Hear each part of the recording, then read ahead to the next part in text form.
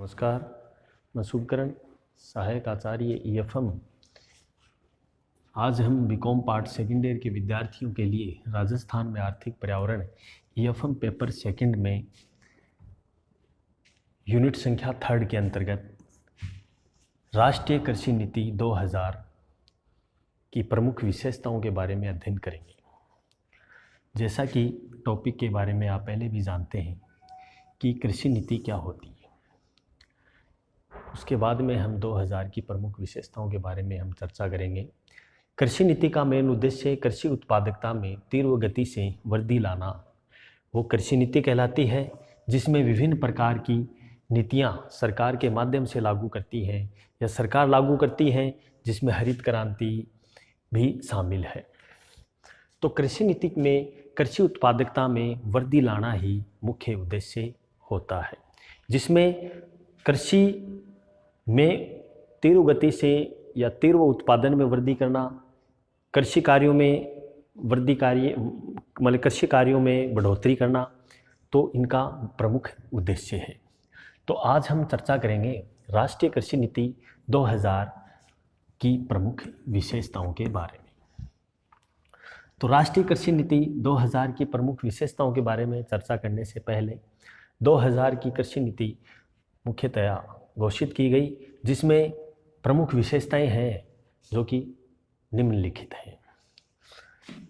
प्रथम विशेषता है इसकी कृषि उत्पादन में 4% से अधिक वृद्धि करने में सहायक भूमिका का निर्वहन करना, क्योंकि कृषि उत्पादन कार्यों में 4% से अधिक वृद्धि एक प्रमुख विशेषताओं में सम्मिलित है।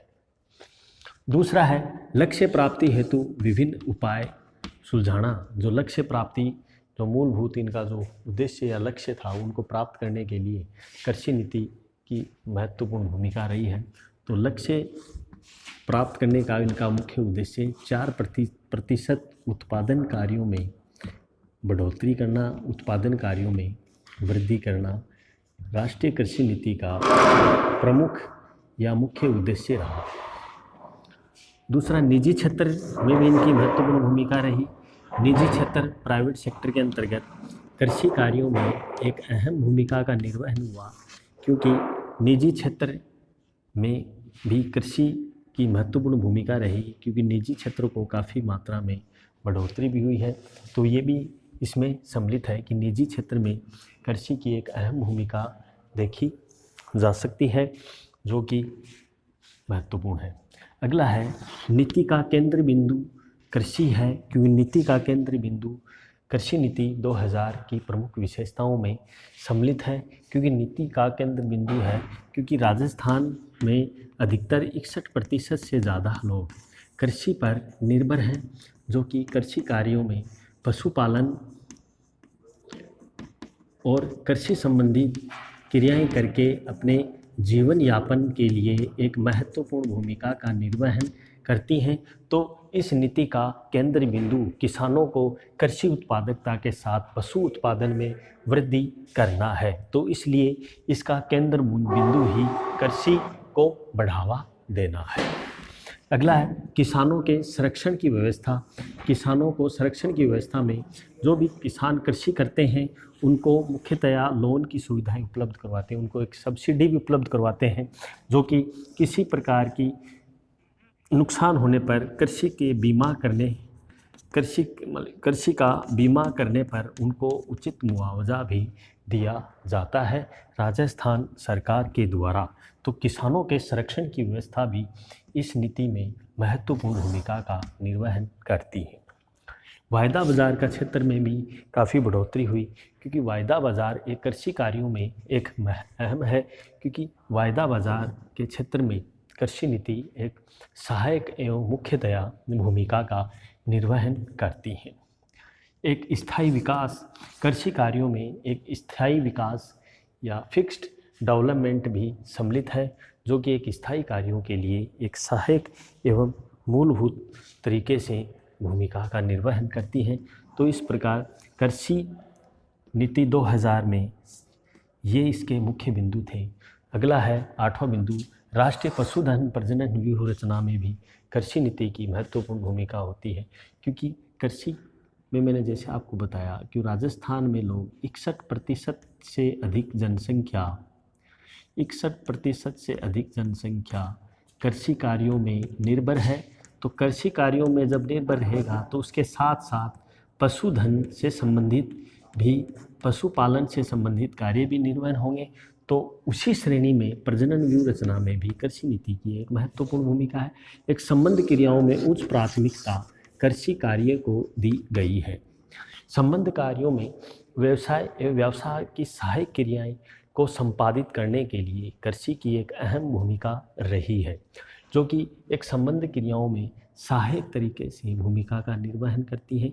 कि उच्च प्राथमिकता यहाँ पर कृषि है, क्योंकि कृषि उत्पादन में वृद्धि करने से संबंध क्रियाओं में एक सहायक तरीके से निर्वहन होता है। ये भी कृषि नीति 2000 की प्रमुख विशेषताओं में सम्मिलित है।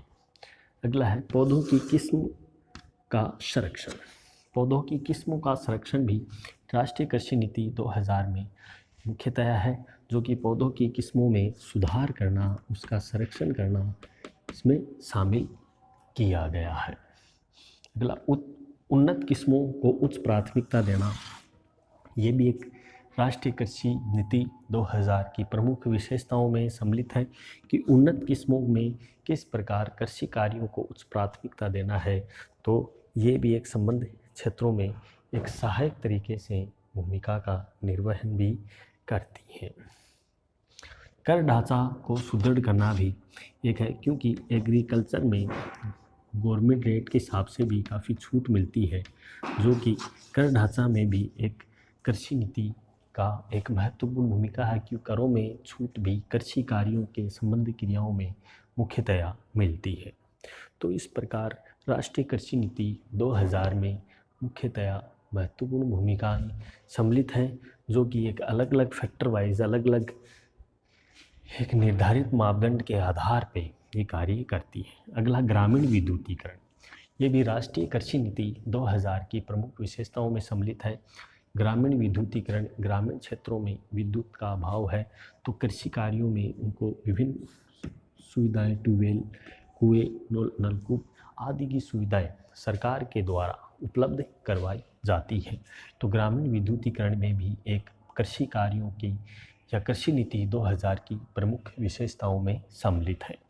संस्थागत साख, कृषि कार्यों को करने के लिए किसानों को अल्पकालीन, मध्यकालीन और दीर्घकालीन ऋण या दीर्घकालीन साख उपलब्ध करवा करके भी कृषि कार्यों में विशेष मदद मिलती है, जो कि कॉमर्शियल बैंकों के माध्यम से उनको लोन राशि उपलब्ध करवा के कृषि कार्यों को शीघ्रता से निष्पादित करने के लिए कृषि नीति 2000 की प्रमुख विशेषताओं में ये भी सम्मिलित है।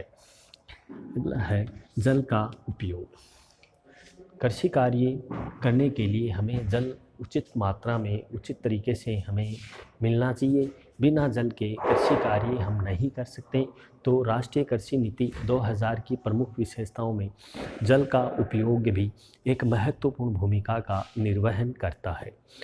और भी विभिन्न प्रकार की इसकी विशेषताएं हैं जो राष्ट्रीय कृषि नीति 2000 में सम्मिलित है, जो कि मुख्यतया किसानों को मूलभूत सुविधाएं उपलब्ध करवाने का इस नीति का मुख्य उद्देश्य रहा।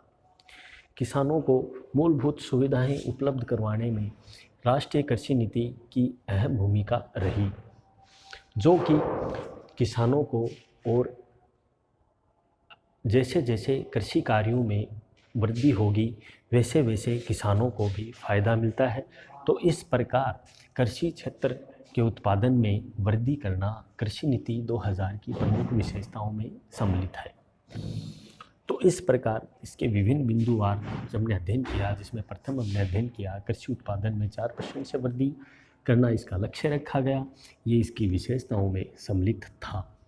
लक्ष्य प्राप्ति हेतु विभिन्न उपाय किए गए, जिसमें कृषि कार्यों में निरंतर वृद्धि हो सके। तीसरा, निजी क्षेत्र में काफ़ी भूमिका मिली। निजी सेक्टर के अंतर्गत कृषि कार्यों में एक सहायक तरीके से भूमिका का निर्वहन किया गया। नीति का केंद्र बिंदु कृषि रखा गया, जिसमें आसानी से कृषि कार्य संपादित किए जा सकते हैं। किसानों के संरक्षण की व्यवस्था में कृषि नीति 2000 की प्रमुख विशेषताएं महत्वपूर्ण भी रही हैं। तो इस प्रकार वायदा बाजार क्षेत्र में भी कृषि क्रियाएं या कृषि कार्य एक अहम भूमिका का भी निर्वहन करते हैं। स्थायी विकास कृषि का करने से भी किसानों को विभिन्न प्रकार के लाभ मिले हैं, तो ये भी एक सराहनीय कार्य रहा है। राष्ट्रीय पशुधन प्रजनन व्यूह रचना में कृषि नीति की एक अहम भूमिका रही। राष्ट्रीय पशुधन प्रजनन व्यूह रचना में कृषि नीति का एक अहम योगदान भी रहा है। संबंध क्रियाओं में उच्च प्राथमिकता कृषि को दी गई है, क्योंकि कृषि कार्य के बगैर किसान और आमजन को अन्न की आवश्यकता होती है, तब कृषि अधिकतर करते हैं, जिससे आसानी से अपना जीवन निर्वाह कर सकें। पौधों की किस्मों का संरक्षण में सुधार, पौधों की किस्म या पौधों की संरक्षण के किस्मों में किस प्रकार से सुधार करना है, ये भी कृषि संबंध क्रियाओं में सम्मिलित है। उन्नत किस्मों को उच्च प्राथमिकता भी दी गई है कि उन्नत किस्मों के माध्यम से कौन कौन सी ऐसी प्राथमिकताएं हैं। उन्नत किस्मों को महत्वपूर्ण प्राथमिकताओं के आधार पर कृषि कार्य तीव्र गति से वृद्धि हुई है। कर ढांचा टैक्स स्ट्रक्चर में भी काफ़ी वृद्धि हुई है, क्योंकि कर ढांचे में भी कृषि नीति 2000 में महत्वपूर्ण तरीके से सराहनीय कार्यों में अहम रही है। इस प्रकार ग्रामीण विद्युतीकरण भी कृषि कार्य करने के लिए हमें विद्युत की बहुत आवश्यकता होती है, तो ग्रामीण विद्युतीकरण भी कृषि नीति 2000 में महत्वपूर्ण भूमिका का निर्वहन किया है। संस्थागत साख में मैंने जैसा आपको बताया, संस्थागत साख में अल्पकालीन, मध्यकालीन, दीर्घकालीन ऋण उपलब्ध आसानी से करवाए गए हैं। जल का सक्षम तरीके से उपयोग किया गया है। इस प्रकार हमने आज कृषि नीति 2000 की मूलभूत बिंदुओं के बारे में हमने संक्षेप में अध्ययन किया, जो कि आपके एग्ज़ाम में अधिकतर ये प्रश्न पूछते हैं कि राष्ट्रीय कृषि नीति 2000 की प्रमुख विशेषताओं का वर्णन कीजिए, जो कि आपको बिंदुवार एक कंटेंट के माध्यम से भी, आपको एक PDF नोट्स के माध्यम से भी उपलब्ध करवाया है। उनको आप निरंतर पढ़ें, जिससे आसानी से आपको ये प्रश्न समझ में आएगा। आसानी से आप यूनिट संख्या 3 में कृषि से संबंधित सभी प्रश्नों को आसानी से हल कर सकते हैं, जिससे आपको एग्ज़ाम में अधिकतम मार्क्स उपलब्ध हो सके। क्योंकि ये टॉपिक आपके प्रतियोगी परीक्षाओं में भी अधिकतर पूछ लेते हैं कि राष्ट्रीय कृषि नीति कौन कौन सी है, राष्ट्रीय कृषि नीति 2000 की प्रमुख विशेषताएं कौन कौन सी हैं, 2 विशेषताएं बताएं, इनमें से कोई। इनसे संबंधित ऑब्जेक्टिव में भी आपसे संबंधित इनसे रिलेटेड प्रश्न पूछ सकते हैं। तो राष्ट्रीय कृषि नीति 2000 आपकी एग्ज़ाम की दृष्टि से भी उपयोगी है, तो जो कि आपको इसको घर पे बैठ के अध्ययन करना है कि राष्ट्रीय कृषि नीति 2000 क्या है। तो हमने विभिन्न प्रकार कंटेंटों के माध्यम से विभिन्न बिंदुवार हमने कृषि नीति के बारे में अध्ययन किया। इसी से संबंधित हम कृषि के बारे में हम अगले वीडियो में भी पढ़ेंगे, जो कि कृषि वित्त के कौन कौन से स्रोत हैं, संस्थागत स्रोत, गैर संस्थागत स्रोत कौन कौन से होते हैं, उनसे संबंधित भी अधिकतर आपके एग्ज़ाम में प्रश्न पूछ लेते हैं। कई बार एग्ज़ाम में आपके ये भी प्रश्न पूछ लेते हैं कि एग्रीकल्चर या कृषि क्या है, कृषि का क्या महत्व है, इनसे संबंधित भी प्रश्न पूछते हैं। तो आपके यूनिट संख्या 3 में कृषि से संबंधित 3rd यूनिट पूरी एग्रीकल्चर से संबंधित है, जो कि आपके एग्ज़ाम में इनसे संबंधित प्रश्न अधिकतर पूछते हैं। तो इस प्रकार हम आज के इस वीडियो में राष्ट्रीय कृषि नीति 2000 की प्रमुख विशेषताओं को हमने बिंदुवार अध्ययन किया, जो कि आपके लिए बहुत ही उपयोगी होगा। और ये आशा करते हैं कि इनसे संबंधित अगर प्रश्न एग्ज़ाम में अगर आए तो आप आसानी से इनको हल कर सकते हैं। तो विभिन्न बिंदुओं के माध्यम से अच्छे से सुनियोजित या सुसंगठित ढंग से आप इनको करें, जिससे आपके एग्ज़ाम में अच्छे मार्क्स आ सकें। क्योंकि एग्रीकल्चर से संबंधित प्रश्न अधिकतर आपके एग्ज़ाम में यूनिट संख्या 3 में 3-4 प्रश्न ही हैं। प्रथम है कृषि या एग्रीकल्चर, फसलें क्या हैं या कृषि क्या है, उसका क्या महत्व है। दूसरा राष्ट्रीय कृषि नीति 2000। तीसरा अगर प्रश्न की हम बात करें जो कि बहुत इंपॉर्टेंट आपके 5th यूनिट में भी इससे संबंधित प्रश्न पूछते हैं कि कृषि वित्त के कौन कौन से ऐसे स्रोत हैं, या कृषि वित्त के तुलनात्मक स्रोतों का वर्णन कीजिए, आलोचनात्मक, या कृषि वित्त के कौन कौन से ऐसे स्रोत हैं उनका आप अध्ययन कीजिए। इनसे संबंधित भी प्रश्न आपको एग्ज़ाम में पूछते हैं। तो अगले वीडियो में हम आपके लिए लेके आएंगे कि कृषि वित्त के ऐसे कौन कौन से स्रोत हैं जो कि अल्पकालीन, जो कि संस्था के स्रोत, गैर संस्था के स्रोत में सम्मिलित है। संस्था के स्रोत वो स्रोत होते हैं जो कि रिजर्व बैंक के द्वारा नियमन नियंत्रण होते हैं या रिजर्व बैंक के द्वारा ही क्रियान्वित होते हैं। तो हम अगले वीडियो में आपके लिए लेके आएंगे कृषि वित्त के कौन कौन से स्रोत हैं, या कृषि वित्त के विभिन्न स्रोतों का आलोचनात्मक वर्णन कीजिए। कृषि वित्त के कौन कौन से स्रोत उनके बारे में अध्ययन करेंगे। बहुत ही बहुत धन्यवाद। Thank you very much.